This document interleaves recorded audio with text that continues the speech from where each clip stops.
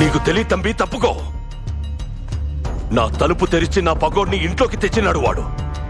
వాడు తలుపు తెరవకపోతే రేపు ఇంకోటి ఎవడో గోడ బద్దలు కొట్టుకొస్తాడు.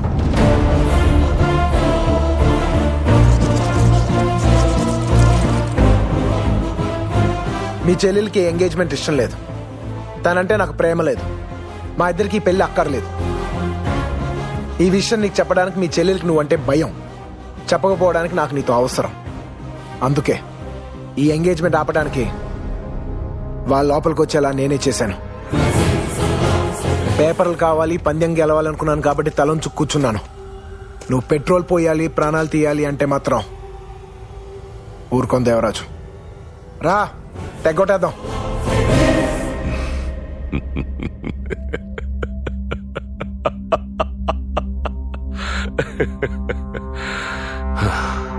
ఇరవై ఏళ్ళు ఏ జంతువుని నా పెండ్లానికి కనపడకుండా దాచానో దాన్ని చూద్దామని పిలుస్తున్నావు.